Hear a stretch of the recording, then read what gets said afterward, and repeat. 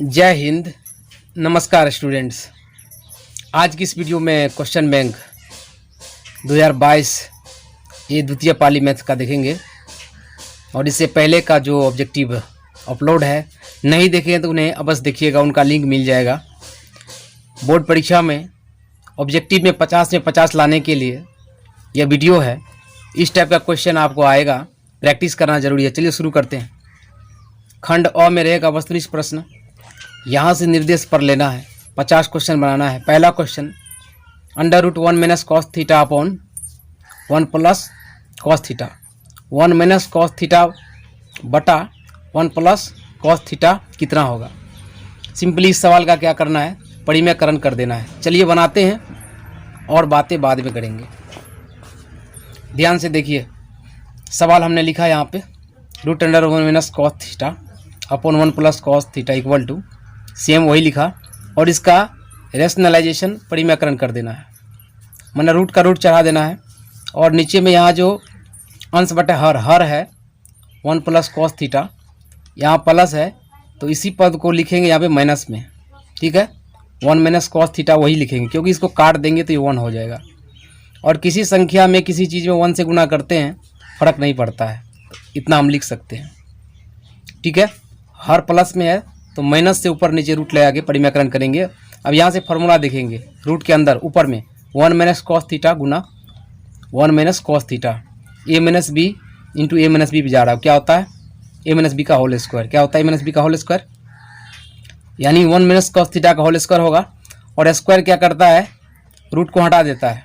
Root के अंदर same संख्या में स्क्वायर हो तो रूट हट जाता है, रूट हट जाएगा तो बच जाएगा 1 माइनस कॉस थीटा। नीचे में देखिए, नीचे में जा रहा है ये, नीचे में ये जा रहा है a plus B into A minus B पे, जो कि होता है a square minus B square. ठीक है, a का मान 1 है, b का मान कॉस थीटा है, तो a square minus B square, a square minus B square यानी कि 1 का स्क्वायर माइनस कॉस का स्क्वायर, तो 1 माइनस कॉस स्क्वायर हो जाएगा क्योंकि 1 का स्क्वायर 1 होता है। तो a square minus B square हुआ, 1 का स्क्वायर 1 कॉस स्क्वायर थीटा, ऊपर वाला यहाँ उतार देंगे। और 1 माइनस कॉस स्क्वायर थीटा क्या होता है आप जानते हैं तो बोलिए, नहीं जानते हैं तो उसका लिंक दे देंगे, वहाँ से देख लीजिएगा फार्मूला। ये होता है sin स्क्वायर थीटा, और sin स्क्वायर थीटा रूट के अंदर होता है। तो मैंने क्या कहा, 2 पावर स्क्वायर, रूट को हटा देता, रूट हट जाएगा तो बचेगा sin थीटा। अब यहाँ से इसको अलग कर देंगे, ध्यान दीजिए, यहाँ से 1 बटा sin थीटा हो जाएगा और 1 बटा sin थीटा होता है कोसेक थीटा, माइनस का माइनस, और cos बटा sin, cos थीटा बटा sin थीटा होता है cot थीटा। तो यहाँ से क्या निकला आपको, cosec theta minus cot theta. देखें किस ऑप्शन में है, ध्यान दीजिए। 1 नंबर का आया cosec theta minus cot theta, direct tick नहीं मारना है, रब करके। ऑप्शन सी जा रहा है, ऑप्शन सी जा रहा है। ठीक है, cosec theta minus cot theta. दूसरा सवाल देखिए, देखने में भारी लगेगा लेकिन तुरंत समझा देते हैं। एक ऊर्ध्वाधर दीवार की लंबाई यानी कि लंब एवं उसकी छाया यानी कि आधार की लंबाई का अनुपात 1:√3, 1/√3 भी बोल सकते हैं, 1:√3 है, 1:√3 है। तो सूर्य का उन्नयन कोण निकालिए, थीटा निकालना है। ठीक है, सिंपली समकोण त्रिभुज बनाना है। ठीक है, चलिए देखते हैं। मैं यहाँ पे रफ करके समझा रहा हूँ ताकि आपको अच्छा लगे और समझ में आए।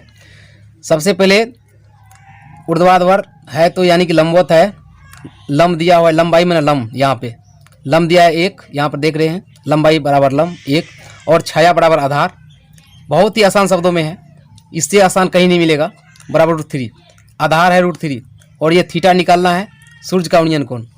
तो देखिए यहाँ पर लंब बटा आधार जा रहा है यानी कि tan थीटा लगाना है। tan थीटा का फॉर्मूला होता है लंब बटा आधार। ठीक है, इम्प्लाइज करेंगे tan थीटा, लंब का मान 1, आधार का मान √3 रखेंगे। ठीक है, और tan में जो मान सारणी है, नहीं देखे हैं तो देख लीजिएगा। मान सारणी से 1/√3 tan में किसका होता है, 30 डिग्री का। ठीक है, तो जब tan बराबर है तो थीटा भी बराबर होगा, रेशियो बराबर है, यानी कि थीटा बराबर 30 डिग्री, क्योंकि tan बराबर है तो इसलिए थीटा बराबर 30 डिग्री, यानी कि सूर्य का उन्नयन कोण 30 डिग्री। इसको रफ करिएगा, समझ में आ जाएगा। चलिए देखते हैं आंसर। थीटा 30 डिग्री कहाँ है, ध्यान दीजिए, ध्यान दीजिए, क्योंकि आपको फर्स्ट डिवीजन लाना है, माँ बाप का, समाज का नाम रोशन करना है। थीटा बराबर 30 डिग्री, ऑप्शन ए जा रहा है। कैसे है देख लिया आपने, इसको सीखिएगा, ठीक है। अगला क्वेश्चन मोस्ट इम्पोर्टेंट, और बिना कलम चलाए आंसर आ जाएगा। मैं कलम को दिखा के साइड कर लूँगा। सेक 30 डिग्री अपॉन कोसेक 60 डिग्री। मैंने कहा कलम को हटा देंगे, हटा दिए, उंगली से समझिए। 30 और 60 का जोड़िए कितना होगा? 90। इस तरह के सवाल में अगर ऊपर नीचे का एंगल 90 हो जाए जोड़ के, तो उसका आंसर डायरेक्ट आंख मूंद के 1 होता है। ABCD, डी में 1 है। समझ में आया? ऊपर नीचे का एंगल जोड़ के 90 होना चाहिए, तो डायरेक्ट बनाना है नहीं, सीधा आंसर 1। बनाइएगा तो टाइम लगेगा, ठीक है। डायरेक्ट याद रखिए। खुदा कितना है? खुदा 1 है, तो इसका आंसर 1। ये मान लो लॉजिक है, खुदा 1 आंसर 1, ठीक है। इस बार 1 है, आंसर 1। ऐसे सवाल के लिए लॉजिक याद रखना है, नियम याद रखना है। 3 का ऑप्शन डी गया, ठीक है। ज़्यादा दिमाग नहीं लगाना है। 4 नंबर का सवाल भारी लग रहा है, लेकिन ये बहुत ही आसान है। कैसे आसान है चलिए देखते हैं। 4 नंबर का 2 sin square 30 degree plus 1 plus 2 sin square 27 degree upon 3 cos square 70 degree minus 2 plus 3 cos square 73 degree. चलिए देखते हैं आसान शब्दों में। 4 नंबर, ध्यान दीजिए। 4 नंबर आसान शब्दों में आपको समझना है कि नहीं बताइए, तो आप बोलिएगा यस। सवाल उतार दिए जैसे पढ़े थे बराबर। ध्यान दीजिए, 2 sin स्क्वायर 63 डिग्री और इधर फिर साइन में आना है 2 sin स्क्वायर 27 डिग्री। आप ही बताइए, मैंने कहा था तभी 63 27 90 हो रहा है, 2 एंगल जोड़ के 90 हो रहा है, ठीक है। यहाँ से 2 कॉमन लेंगे तो sin square 63 sin square 27 degree, ठीक है। ये sin square theta cos square theta पे चला जाता है, इसको याद रखना पड़ेगा। ये हो जाएगा दुका 2, क्योंकि sin square 63 degree sin square 27 degree ये दोनों मिलके 1 हो जाएगा, ठीक है। समझने के लिए 2 कॉमन ले लेंगे, ठीक है। यहाँ से तो 2 गुना 1 हो जाएगा प्लस 1, तो 2 गुना 1 प्लस 1। नीचे में वही सेम कंडीशन, यहाँ भी 3 cos square 70 degree plus 3 cos square 73 degree. यहाँ देखना है cos को देखना है, cos स्क्वायर को, तो ये भी जुड़ के हो जाएगा sin square theta cos square theta 1 हो जाएगा। 3 कॉमन लेंगे तो 3 गुना 1 यहाँ पर लिखा हुआ है। अब बीच वाला माइनस 2 यहाँ पे, इसको हल कीजिए। 2 का 2 1 3, 3 का 3 माइनस 2 1, 3/1 यानी कि 3 होता है। 3 देखेंगे ऑप्शन कितना में है, इसको बनाइएगा समझ में आ जाएगा। 4 का 3 आया डी, 4 का डी। कैसे आया देख लिया आपने। अगला सवाल, यदि cos अल्फा प्लस बीटा बराबर 0 तो sin अल्फा माइनस बीटा। बहुत important, very very important question. इसका भी हल चाहिए। अगर इस तरह का वीडियो चाहिए आपको तो वीडियो को शेयर कीजिए, आप सारे ग्रुप में शेयर कर दीजिए, एक दूसरे का हेल्प कीजिए, ठीक है। तो शेयर नहीं मरते हैं आप लोग, शेयर मारिए, कमेंट कीजिए, लाइक कीजिए। तो चलिए इसका भी हल चाहते हैं आपको, अगर बनेगा तो ठीक, नहीं तो चलिए समझा देते हैं, सीख लीजिएगा। 5 नंबर का सवाल उतारे हम। दिया क्या है, cos अल्फा प्लस बीटा 0 दिया है। ध्यान दीजिए, यहाँ से cos अल्फा प्लस बीटा बराबर, और cos में 0 डिग्री कितना का होता है, cos 90 डिग्री का। 0 के बदले cos 90 डिग्री मान सारणी से, ठीक है। यहाँ से वही कंसेप्ट, अनुपात बराबर है, थीटा बराबर होगा, तो cos मान के चलो गायब हो जाएगा क्योंकि सेम है। तो बचेगा आपका यहाँ पे अल्फा प्लस बीटा बराबर 90 का 90 डिग्री। ध्यान दीजिए, यहाँ से अगर अल्फा निकालिएगा, अल्फा बराबर क्या होगा, बीटा माइनस हो जाएगा। अल्फा बराबर 90 degree minus beta, plus beta है उधर माइनस, अल्फा बराबर 90 डिग्री माइनस बीटा। इसको और बनाना पड़ेगा, अभी नहीं बना है। चलिए आगे देखते हैं। आप लोग ध्यान से देखिए, यहाँ पे अगर अल्फा माइनस बीटा लीजिएगा, ठीक है, अल्फा माइनस बीटा लीजिएगा, यानी कि दोनों साइड से बीटा घटाएंगे, ठीक है। क्योंकि सवाल में अल्फा माइनस बीटा का मांगा है, तो हम अल्फा में से बीटा घटा दिए अपने मन से, तो इधर भी 90 माइनस बीटा होगा, और एक बीटा पहले था तो 2 बीटा हो जाएगा। नहीं समझे, उसमें से एक बीटा फिर घटाना है दोनों साइड, तो माइनस बीटा फिर माइनस बीटा, तो 2 बीटा 90 डिग्री पहले था, समीकरण 1 मान लिए। क्योंकि sin 90 degree minus theta cos theta होता है, आगे देखिए उसका प्रयोग। इसीलिए जो आपको निकालना क्या है, sin अल्फा माइनस बीटा, तो बराबर sin 90 डिग्री माइनस, ठीक है। और अल्फा माइनस बीटा जो ऊपर था, इसका वैल्यू कितना होगा, 90 डिग्री माइनस 2 बीटा।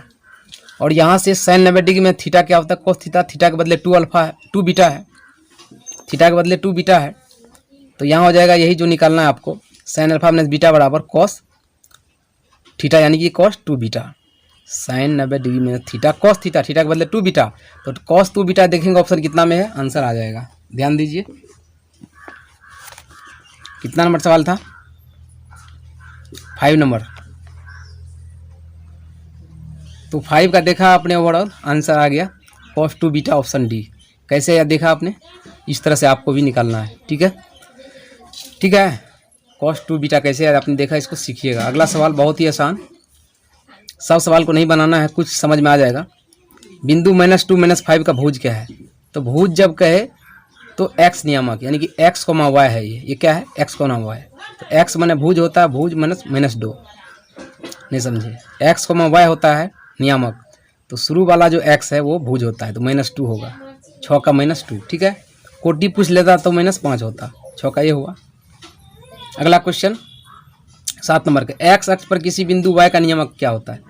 ऐसा सवाल पहले ही बताए हैं। तो x अक्ष पर जो y नियामक होता है 0 होता है। क्या होता है? 0, 0, 0, 0। तो 7 का C। अगला क्वेश्चन, बिंदु 3 - 4 किस चतुर्थांश में है? चतुर्थांश एक सवाल रह सकता है जो कि बहुत आसान है, तो चलिए इसको समझ लेते हैं ग्राफ से। ध्यान दीजिए 8 नंबर पे, यहाँ पे ग्राफ खींचेंगे। ये हो गया आपका x अक्ष, x प्लस, इधर x minus, y plus y minus, graph हो गया। ग्राफ में जो ये x और y के बीच में जो ये गैप है, ये पाद है, ये भाग है, ये प्रथम होता है। फिर इधर आगे द्वितीय होता है, नीचे तृतीय, फिर इधर चतुर्थ होता है। अर्थात प्रथम चतुर्थांश की बात आएगी सवाल में तो प्लस प्लस लिया जाएगा, प्लस प्लस, जैसे 2,3 याद रहेगा, ऐसा आ जाएगा तो प्रथम होगा। ऐसा आ जाएगा तो संख्या कोई भी होगा। और पहले x लिखते हैं, पहले x, तो x माइनस प्लस आ जाए, जैसे -3 और 4 आ जाए, माइनस प्लस आ जाए द्वितीय होगा। माइनस प्लस क्या होगा? द्वितीय होगा। याद रहेगा आपको, माइनस प्लस द्वितीय होगा। देख रहे हैं कैसे? x minus y plus. तृतीय क्या? दोनों माइनस होता है, जैसे -3 -4। पूछेगा किस चतुर्थांश में है? एक सवाल से कितना सवाल हो रहा है? माइनस तृतीय, माइनस तृतीय। ठीक है, और यदि आपको +2 और -3 पूछ ले, यानी प्लस माइनस जब रहेगा तो चतुर्थ होगा, प्लस माइनस चतुर्थ होगा। ठीक है, तो सवाल क्या था आपका, समझ गए? एक इसको ध्यान से रब करिएगा। 8 नंबर है, प्लस माइनस है, चतुर्थ हुआ। देखे आपने कैसे? 3 - 4 का मतलब प्लस माइनस है, प्लस माइनस चतुर्थ होता है। देखे तो 8 का डी गया चतुर्थ, 8 का डी। अगला क्वेश्चन वेरी वेरी इंपॉर्टेंट, 9 का, x अक्ष से बिंदु 3, 5 की दूरी होगी। तो x अक्ष से दूरी जो होती है y नियामक होती है, याद रखिए। तो y नियामक मतलब दूसरा मान 5, डायरेक्ट आंसर 5, डायरेक्ट आंसर 5 जाएगा इसका। फिर से x अक्ष से बिंदु की दूरी जो है y नियामक लेना है, 5, 9 का ये। x अक्ष से जब कहेगा तो x मान को छोड़ के y लेना है, यानी आगे वाला 5 होगा आंसर। ठीक है, अगर y अक्ष से पूछ देता तो 3 होता आंसर, तो 9 का ये आया। अगला क्वेश्चन मोस्ट इंपोर्टेंट, मूल बिंदु से बिंदु x y की दूरी। इस टाइप का सवाल ऑलरेडी अपलोडेड है, फिर भी देख लीजिए। 10 का जाएगा √x² + y²। इसको यादें रखना है, फॉर्मूला है b, मूल बिंदु से दूरी √x² + y²। इस पर सवाल आ जाएगा, x2 y3 मान दे देगा तो मान रख के निकाल सकते हैं। तो 10 का b गया ऑप्शन, 10 का b √x² + y²। ठीक है, ठीक है दोस्तों, समझ गए? समझ गए तो एक अच्छा सा लाइक, समझ गए तो ठीक है। चलिए आगे बढ़ते हैं।